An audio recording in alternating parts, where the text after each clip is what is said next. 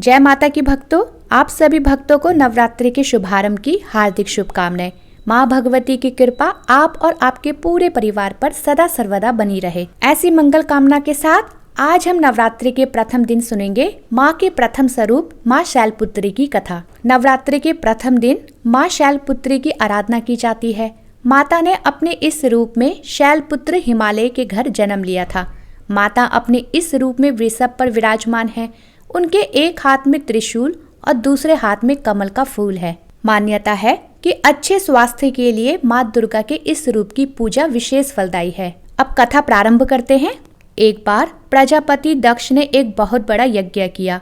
इस यज्ञ में उन्होंने सारे देवताओं को अपना अपना यज्ञ भाग प्राप्त करने के लिए निमंत्रित किया, किंतु उन्होंने अपनी पुत्री सती और भगवान शंकर को इस यज्ञ में आने के लिए निमंत्रित नहीं किया। जब माता सती ने यह सुना कि उनके पिता एक अत्यंत विशाल यज्ञ का अनुष्ठान कर रहे हैं, तब वहां जाने के लिए उनका मन विकल हो उठा।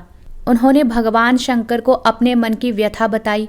तब सारी बातों पर विचार करने के बाद भगवान शंकर ने माता सती को समझाया कि बिना निमंत्रण यज्ञ में जाना ठीक नहीं, क्योंकि हमारे पास उस यज्ञ में जाने के लिए कोई निमंत्रण नहीं आया है, इसलिए ऐसे में वहां जाना उचित नहीं होगा। लेकिन भगवान शिव के उपदेश से माता सती का मन शांत नहीं हुआ।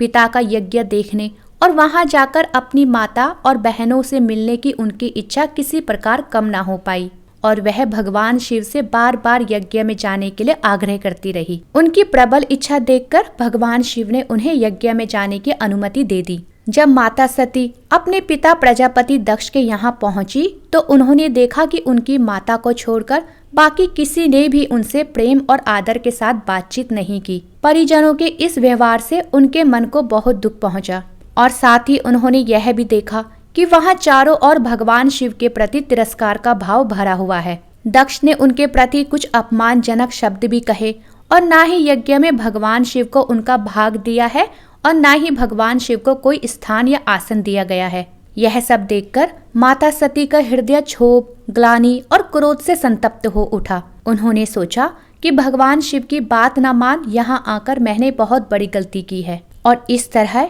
वह अपने पति भगवान शिव का अपमान सह न सकी और उन्होंने अपने उस रूप को तत्क्षण वहीं योगाग्नि द्वारा जलाकर भस्म कर दिया। वज्रपात के समान इस दारुण दुखद घटना को सुनकर भगवान शिव ने क्रोधित हो अपने गणों को भेजकर दक्ष के उस यज्ञ का पूर्णतः विध्वंस करा दिया। जिसके बाद माता सती ने अपने अगले जन्म में शैलराज हिमालय के घर में पुत्री के रूप में जन्म लिया और शैलपुत्री के नाम से विख्यात हुई।